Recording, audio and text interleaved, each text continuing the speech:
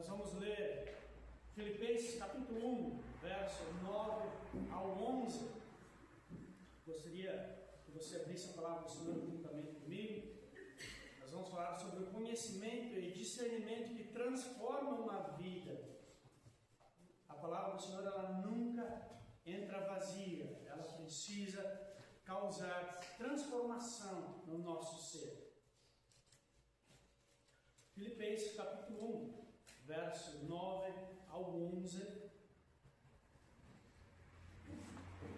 O apóstolo Paulo então nos diz o seguinte: e também faço esta oração, que o vosso amor aumente mais e mais em pleno conhecimento e toda percepção, para provardes as coisas excelentes e serdes sinceros e inculpáveis para o dia de Cristo, cheios do fruto de justiça, o qual é mediante Jesus Cristo, para a glória e louvor de Deus. Convido você nesse instante, após essa leitura, orar juntamente comigo para a iluminação do Santo Espírito sobre nossas vidas. Senhor Deus Todo-Poderoso, em nome de Jesus Cristo, mais uma vez estamos em Tua presença. Pedimos, ó Santo Espírito, que Tu venha iluminar o nosso ser, o nosso coração, o nosso entendimento, para que venhamos compreender, assimilar, discernir a Tua palavra, colocar em prática, para que assim tenhamos vida em nosso ser. Santo Deus, trabalhe em nosso coração nessa manhã, e que esse sermão seja para a honra e glória do Teu santo nome, e que o Senhor seja louvado nessa manhã, em nome de Jesus Cristo. Amém. Queridos irmãos, nós vivemos num tempo, numa era, pelo menos aqui no nosso país, no Brasil, em que nós temos acesso à informação muito fácil. É fácil você abrir o computador e olhar lá um sermão expositivo, você vê podcasts, você pode ver até estações de rádio, tem tantas coisas para que nós venhamos crescer, aprender com livros, podcasts, cursos, conteúdos diversos na área teológica, na área de sermãos, na área que você quiser, biblicamente você encontra. Mas ter muita informação, muitas vezes, não significa necessariamente ter discernimento disso que está sendo ouvido, que está sendo aprendido. É possível conhecer muitos versículos. Eu sei de pessoas que citam epístolas inteiras. Eu sei de pessoas que parecem HD externas, parecem um HD, sabe assim, tanto versículo que chega a ser bonito de ver essa pessoa citando. Mas não basta ter conhecimento sem ter discernimento. É como eu disse, é possível ter conhecimento de muitos versículos e ainda assim, conhecendo a palavra, tomar decisões carnais, decisões equivocadas, erradas. É possível conhecer as doutrinas corretas, as Escrituras, e continuar alimentando pecados. É possível estudar muito sobre Cristo e ainda assim viver muito pouco com Cristo e sobre Cristo. É possível ter muita Bíblia na cabeça, irmãos. Nesses dias atuais é isso. Nós podemos ter muita Bíblia na cabeça e pouca Bíblia no coração, pouca Bíblia na vida. Paulo, porém, ele não simplesmente ensina aos filipenses, como nós lemos, sobre essas coisas. Ele ora por eles. Ele diz: e também faço essa oração, que o vosso amor aumente mais e mais em pleno conhecimento e toda percepção. A pergunta que o texto coloca diante de nós é: o que acontece quando o conhecimento de Deus realmente alcança a nossa vida? Paulo mostra que o conhecimento verdadeiro produz discernimento. O discernimento nos ensina a reconhecer o que é excelente. E isso produz uma vida que frutifica para a glória de Deus. Nós vemos aqui em Filipenses, como nós lemos, o conhecimento que Deus quer não é mera informação. Ele não quer que nós sejamos crentes informados, Ele quer que nós sejamos crentes com discernimento, crentes com amor verdadeiro, porque primeiramente ele começa citando que o vosso amor aumente mais e mais em pleno conhecimento e toda percepção. Note, amor e aumentando em conhecimento e percepção. Paulo então começa citando o amor. Isso é muito importante. Na vida de hoje, nos dias de hoje, o amor, como sempre foi, é muito importante.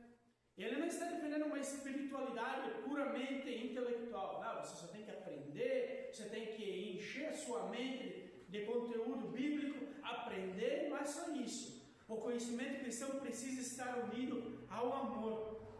Ao pleno conhecimento, na palavra grega, acho interessante trazer isso para os irmãos, significa epignosis, significa pleno conhecimento. O sentido disso é um conhecimento pleno, verdadeiro, profundo, preciso, um conhecimento que envolve a compreensão real da questão. Paulo não está simplesmente falando que nós devemos acumular informações. Isso uma IA faz, um HD faz. Nós não somos dessa maneira. Deus não quer que nós sejamos dessa maneira. Uma pessoa pode então saber que precisa perdoar, mas ela continua gerando rancor. Ela tem conhecimento, mas ela não tem discernimento. O que é esse discernimento? Colocar em prática, colocar como regra de vida, colocar como ponto de partida, aplicar as Escrituras nas nossas vidas. Nós precisamos então saber que precisamos perdoar, mas nós geramos rancor e guardamos rancor, nós guardamos mágoas. Tem uma pessoa que diz aí, eu não guardo nem dinheiro, vou guardar mágoa. Nós não precisamos guardar mágoa, nós precisamos guardar os mandamentos e praticá-los. Você pode saber que precisa orar, nós sabemos disso, mas nós vamos continuar negligenciando a oração. Eu lembro, muito tempo atrás, quantas horas de oração eu passava. Logicamente que horas de oração não significa uma vida piedosa, mas nós precisamos ter oração na nossa vida. Nós estamos negligenciando isso. Saber que o pecado destrói e ainda assim a gente continua brincando com o pecado, alimentando, tratando o pecado como um bichinho de estimação. Nós pecamos, sim, mas nós precisamos lutar contra o pecado, nós precisamos abandoná-lo, nós precisamos deixá-lo de lado. O conhecimento que não alcança a vida ainda não cumpriu o seu propósito. Você pode conhecer, mas se esse conhecimento não entrar no seu coração, ele não alcançou o seu propósito. Ele pode ter alcançado a sua mente, ele pode ter alcançado a sua memória, mas ele precisa alcançar seu coração para que haja transformação verdadeira. Pergunta a si mesmo: o que eu sei da Bíblia, o que eu conheço das Escrituras e que ainda não governa a minha vida? O que você sabe das Escrituras, mas ainda você não coloca em prática? O que ainda está devendo no seu conhecimento com a sua vida prática? O que ainda está em dívida? Você conhece, você sabe que você precisa perdoar, mas você guarda mágoa. Você sabe que você precisa abandonar o pecado, mas você, dá nada, deixa quieto. Você precisa colocar em prática o que você aprende. O verdadeiro conhecimento depende então da graça de Deus, para que venhamos colocar em prática. Efésios 1, 17 e 18 nos diz: para que o Deus de nosso Senhor Jesus Cristo vos conceda espírito de sabedoria e revelação no pleno conhecimento dele. Você percebeu aqui? Um pleno conhecimento, um conhecimento profundo, não um conhecimento, eu conheço, eu decoro textos, mas é um conhecimento profundo, íntimo, verdadeiro, a qual você precisa andar junto. Eu sou casado, mas a minha esposa mora em Portugal e eu moro aqui no Brasil. Que comunhão tem esse casamento? Não adianta nós estarmos aqui e viver totalmente separados de Cristo e dizermos somos cristãos. Nós precisamos ter comunhão, intimidade com o Senhor.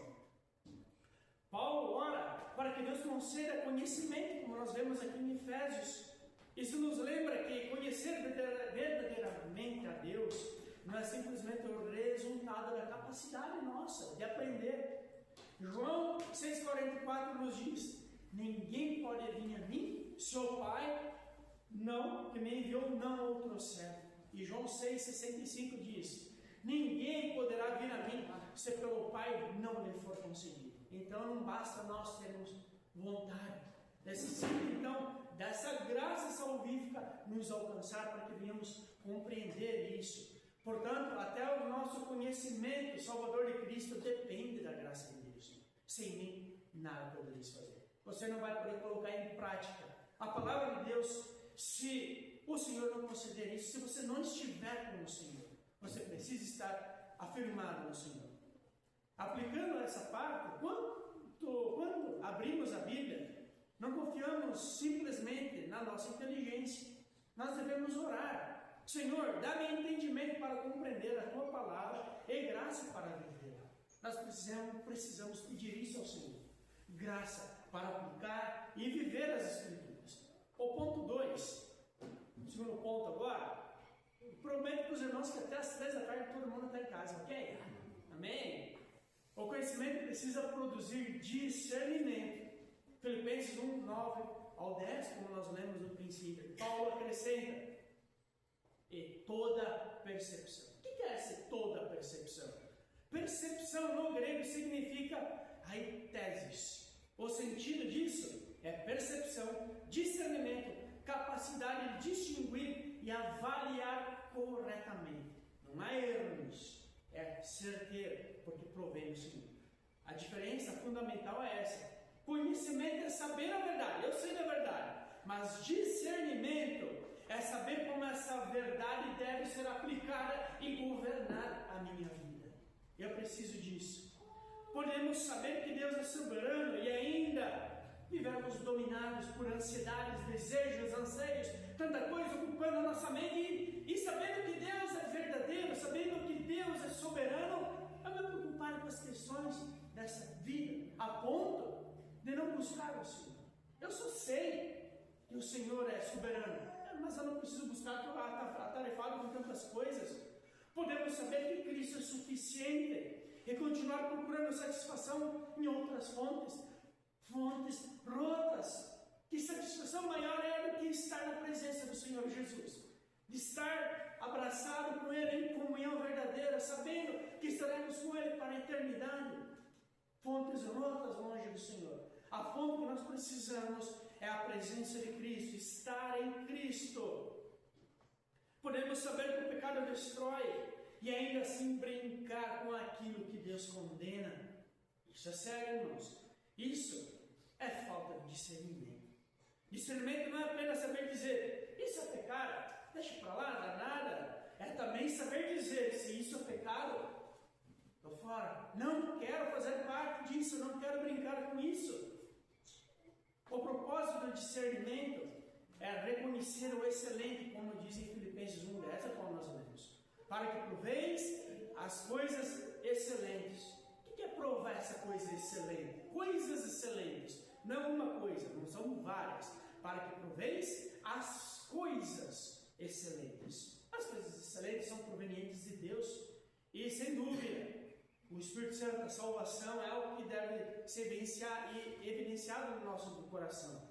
Mas o aproveis, no grego, dikomazo, a palavra, o sentido disso é examinar, testar, avaliar e depois da avaliação reconhecer como aprovado.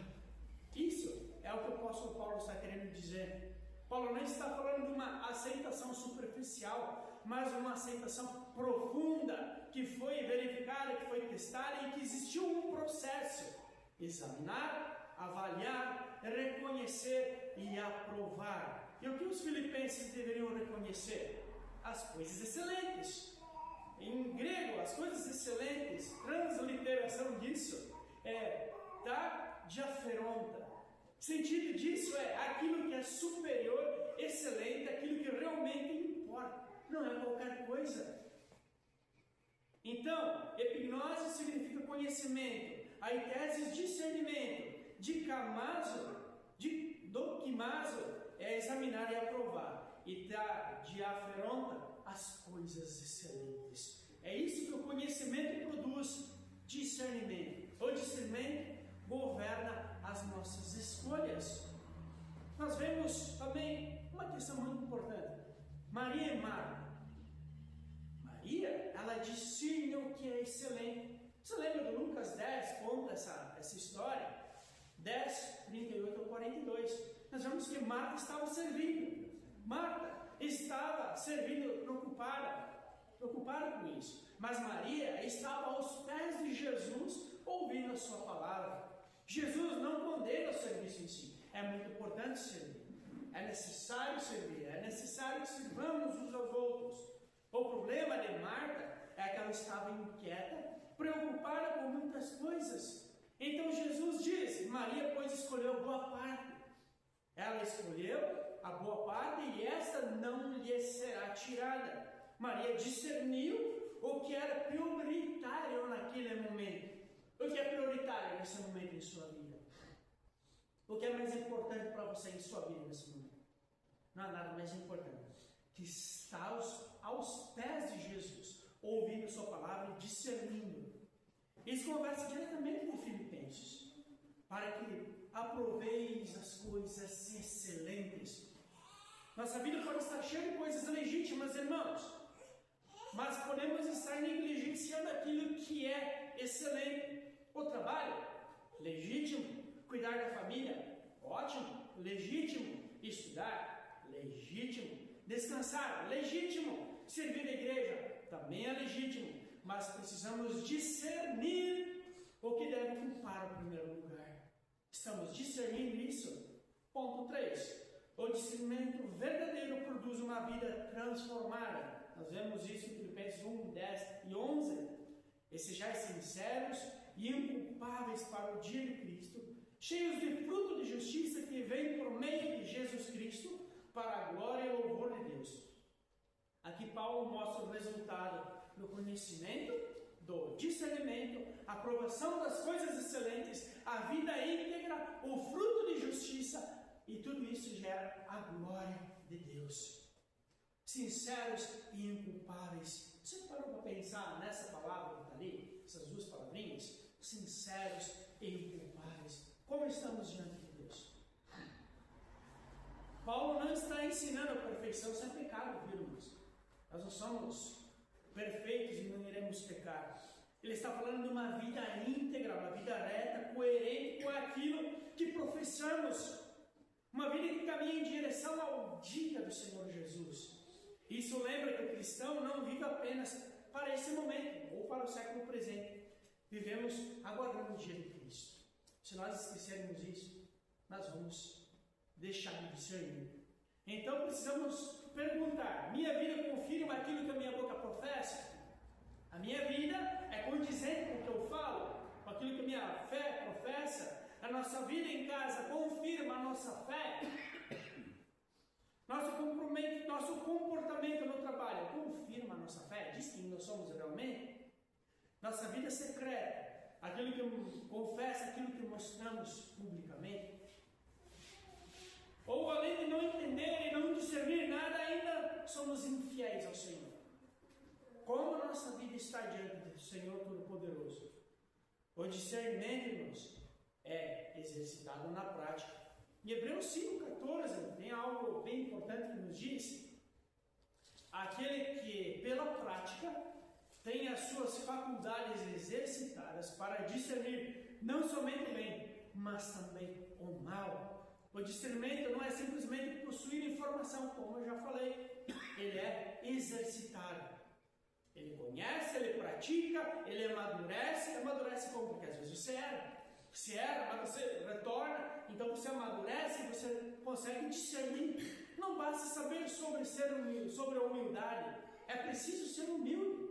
Você está vendo como há diferença entre conhecer e praticar, entre aprender, entender e entender realmente? É preciso ser humilde. Não basta saber sobre perdão, é necessário perdoar. Não basta saber sobre santidade, é necessário lutar contra o pecado. Não basta saber que devemos confiar em Deus, mas é preciso nós confiarmos quando toda a situação diz ao contrário. Se nós somos servos de Deus, nós confiamos, não importa as circunstâncias. Ponto 4. Uma mente renovada aprende a discernir a vontade de Deus. Romanos 12:2, essa é clássica, não podia deixar passar essa para os irmãos, né? Que diz: transformai-vos pela renovação do vosso entendimento, para que experimenteis qual seja a boa, agradável e perfeita vontade de Deus. Irmãos, você só vai conseguir experimentar isso quando você renovar a sua mente. E essa mente renovada não é aquela mente que você insere insere e pratica, insere, entende e pratica, insere, entende e pratica, e vive tudo isso para a glória de Deus. Nós precisamos ter conhecimento e aplicar na nossa vida, e é isso, muda a nossa vida. E Paulo relaciona a mente renovada, a transformação e discernimento da vontade de Deus. Qual é a vontade de Deus para a sua vida? Você precisa de um trabalho, você tem um projeto, você tem planos, mas tudo isso, será que está alinhado com a vontade de Deus? Quando a palavra ela transforma a nossa mente, começamos a enxergar a realidade um pouquinho diferente, irmãos. Aquilo que parecia atraente pode perder o brilho. Aquilo que parecia normal, então pode ser que seja reconhecido como pecado na nossa vida. Aquilo que parecia um sacrifício começa a aparecer atos de obediência. A palavra transforma a mente, e a mente transforma e discerne. O discernimento governa as nossas escolhas. Por isso, nós precisamos perguntar: o que está formando a minha maneira de pensar? O que está modelando minha mente?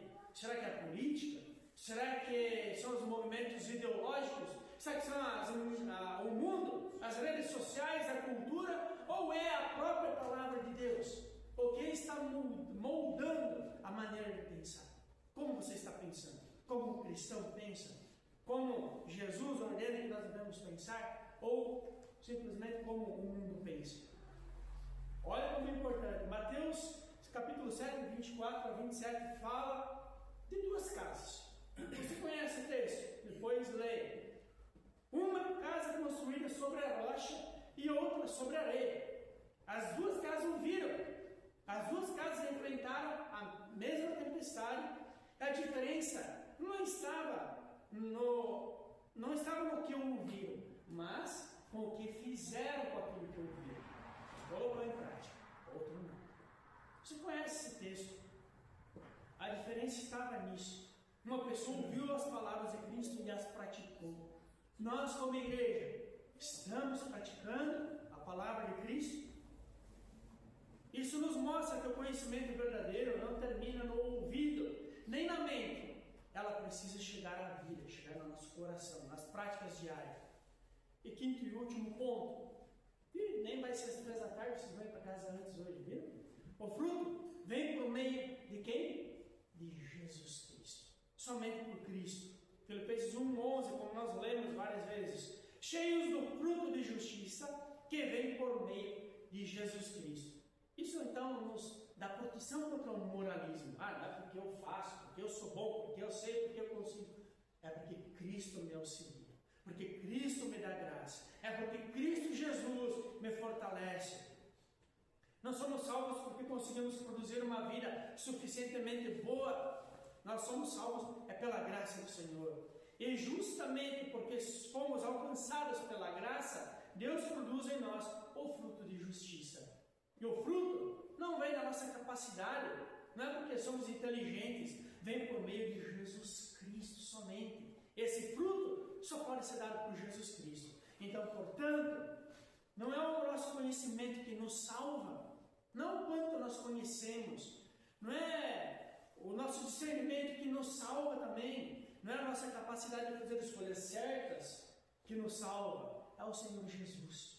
Por isso nós estamos aqui declarando que necessitamos de um Salvador, necessitamos de Jesus. É por meio dele que esse fruto que nós estamos falando aqui é produzido em nós. E essa aplicação que eu quero trazer para os irmãos, agora nós precisamos então deixar o texto olhar para nós. Nós olhamos tanto para o texto, né? Nós agora vamos fazer com que o texto olhe para nós. Tenho um conhecimento, mas eu tenho discernimento. Fica para nós pensarmos isso. Eu conheço, mas eu discerno o que eu conheço. Eu sei o que a Bíblia diz, mas estou vivendo aquilo que ela diz. Minha mente está sendo renovada pela palavra ou moldada pelo mundo? Como está a nossa mente? Tenho aprendido a reconhecer aquilo que é excelente ou só aquilo que é bom?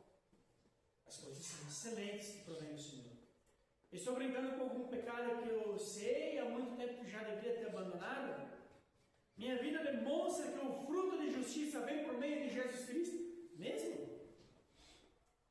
Talvez tenhamos muito conhecimento e pouco discernimento, irmãos. Talvez saibamos explicar doutrina, mas temos dificuldade para viver aquilo que professamos. Eu sei explicar, mas colocar em prática já é outra história, né? Eu gosto de ouvir a palavra de Deus, mas colocar em prática eu vou deixar para o irmão Samuel, para o irmão Nico, para o Rafa, vou deixar para a Cíntia, vou deixar para o Sérgio, vou deixar para a Dani, vou deixar para a Cíntia, vou deixar para o irmão que nos visita. Eu vou deixar para mim, eu preciso aplicar essa palavra no meu coração. A palavra de Deus, eu já vi irmãos que, até uma brincadeira aqui, parece que o irmão tem um escudo em diagonal, assim, né? Toda palavra que chega para ele, ela bate e rebate para o irmão. Essa palavra é para o irmão que está no meu lado esquerdo, essa aqui é para o irmão que está no meu lado. Mas para mim, nunca estou de peito aberto para receber a palavra. É sempre para os outros. Então minha vida nunca é transformada porque eu nunca recebo a palavra que me confronta, que me mostra o quão pecador eu sou, o quanto eu necessito de Jesus, o quão miserável e pecador eu sou, se o Senhor não olhar para mim e ter misericórdia de mim. Eu preciso receber a palavra do Senhor de braços abertos, de peito aberto, para que ela venha trazer transformação. Ela precisa me transformar, ela precisa chegar e me arrebentar, me destruir e me fazer de novo, nova criatura em Cristo Jesus. Eu preciso da palavra de Deus, eu preciso amar a palavra de Deus. Nós precisamos ter amor por essa palavra, e esse amor que eu digo não é decorar, é conhecê-la, aplicando no nosso dia a dia, vivendo essa palavra. Nós só somos vivos se nós praticarmos essa palavra. Os fariseus conheciam a palavra de Deus, mas eles eram mortos porque eles não praticavam. E o Senhor Jesus se desviava deles. O Senhor Jesus, a classe de pessoas que o Senhor se desviava, que ele não gostava, que ele batia no frente, eram quem? Os religiosos. Eu conheço, mas não pratico. Eu sei, mas não faço.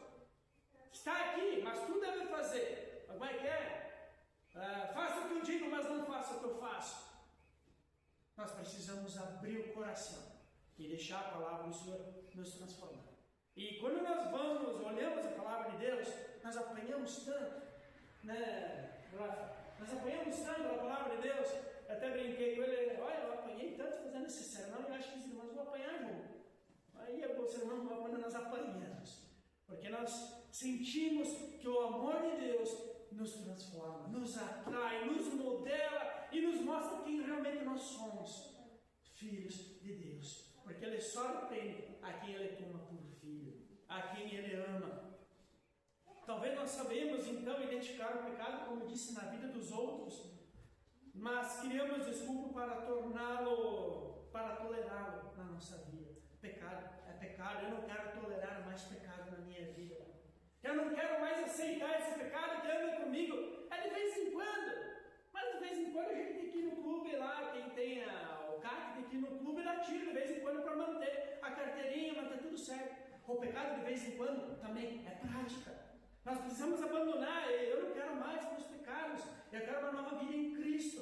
E você, eu e você precisamos saber disso. Nossa consciência hoje já foi confrontada, nossa vida, nossa prática já foi confrontada. E nós continuamos alimentando, continuamos justificando os nossos pecados. Abandonemos o pecado, abandonemos. Precisamos deixar de lado tudo aquilo que nos afasta, tudo aquilo que nos atrai, tudo aquilo que não nos atrai à perfeição de Deus. Discernimento não é simplesmente conhecer o pecado, é ter nojo dele, é fugir dele. Lembra de José? O que aconteceu com José quando a esposa de Potifar apareceu e se insinuou? Eu não vou dar conta, então eu dou no pé. É ser sábio, foge do pecado, foge. Nós precisamos fugir dele, foge, detesta o pecado, abomina o pecado, porque Deus odeia o pecado. Quando nós pecamos, nós afrontamos diretamente a Deus. Quantas vezes eu e você afrontamos a Deus diretamente? Sabe quando alguém, uma das maiores ofensas para o ser humano, é quando alguém lhe cospe a face. Você já percebeu um cuspe no rosto? Uma das maiores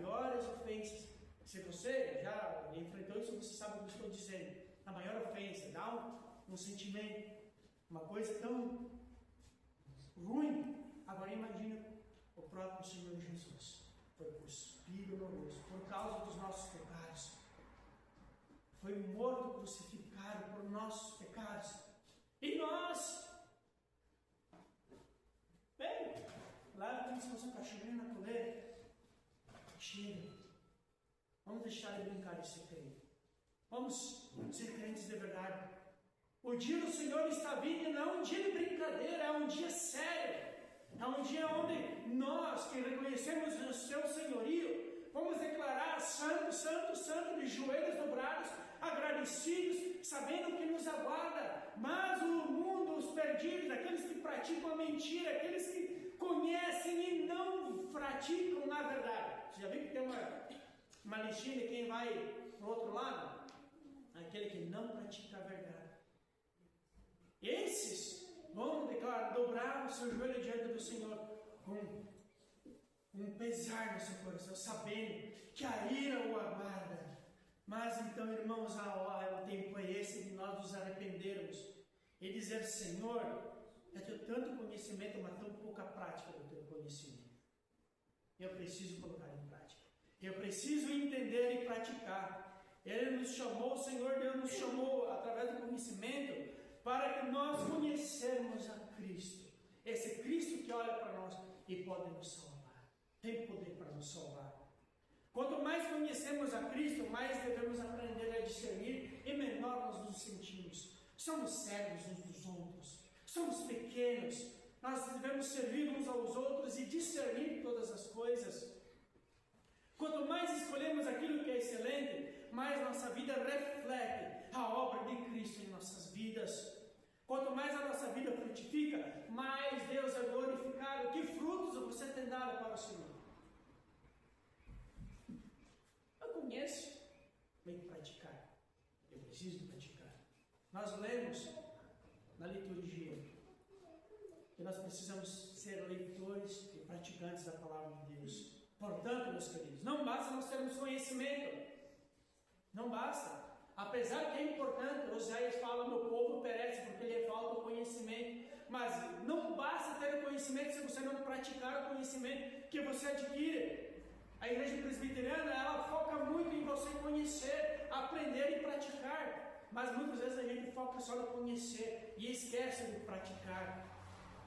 Não basta conhecer a verdade. Precisamos viver pela verdade. Precisamos estar a ponto de estar todo instante praticando a verdade. Não basta saber que determinado caminho é errado. Nós precisamos desviar do caminho errado. Não basta saber que Cristo é suficiente. Precisamos viver satisfeitos nele. Só Jesus me basta.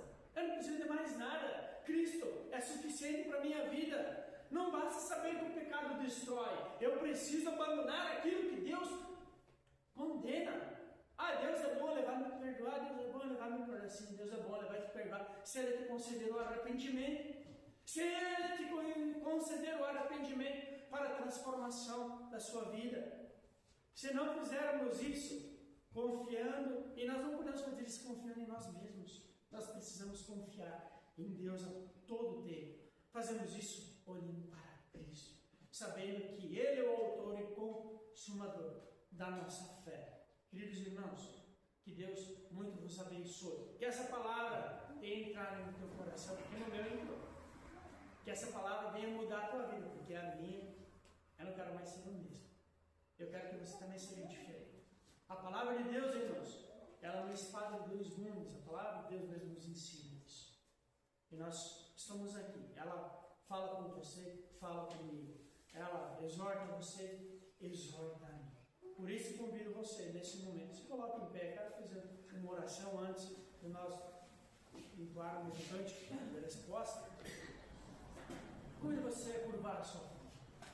Convido você a, nesse instante, analisar a sua vida diante do Senhor. O que você tem conhecido? Quantas coisas o Senhor tem sido bom, generoso, gracioso a te ensinar? Mas quantas coisas nós temos negligenciado na questão de praticar, de discernir? Isso traz vida. E nós temos a tendência de buscar aquilo que nos agrada e não aquilo que agrada ao Senhor.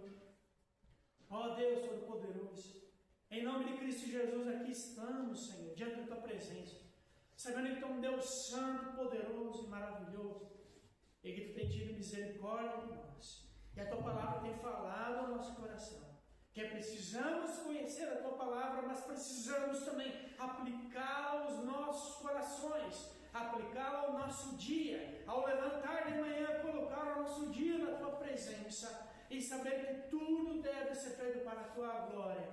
Obrigado, Senhor, por essa palavra que nos confronta, que nos mostra quão pequeninos somos e necessitamos do Teu abraço, necessitamos que o Teu Espírito Santo trabalhe em nós, mostrando, Senhor Deus, as Tuas verdades para que venhamos a andar nelas. Dá-nos amor pela Tua palavra, Senhor, para que não ficamos um dia sem ler, sem meditar e sem praticar a Tua palavra, Senhor. Dá-nos amor, ó Deus, uns pelos outros, para que venhamos nos perdoar. Dá-nos, Senhor meu Deus, força para resistir ao pecado. Dá-nos, Senhor Deus, o Teu Espírito, que é, Senhor Deus, o penhor da nossa herança, o que nós necessitamos. O que ansiamos, Senhor, é estar em Tua presença para sempre. Por isso, Deus, transforma o nosso coração nessa manhã. E que sejamos, Senhor Deus, pessoas que vivem para a glória do Teu santo nome. Que venhamos professar a fé que há em Ti, não somente com nossos lábios, mas também com nossas ações. Como eu me lembro do texto que o Senhor fala sobre os fariseus. Esse povo me louva com os seus lábios, mas o seu coração está longe de mim. Que o nosso coração esteja próximo, prostrado aos Seus pés, assim como Maria, Senhor, que estava sentada aos Teus pés, ouvindo a Tua palavra, escolhendo a boa parte e discernindo aquilo é mais importante do que tudo, e nós precisamos, Senhor, mais do que tudo, da Tua presença, do Teu perdão, da Tua graça sobre as nossas vidas. Te louvamos, Senhor. Seja feita a Tua vontade em nossos corações, em cada um de nós, para a honra e glória do Teu santo e bendito nome, Pai. Em nome de Jesus, eu Te agradeço. Amém.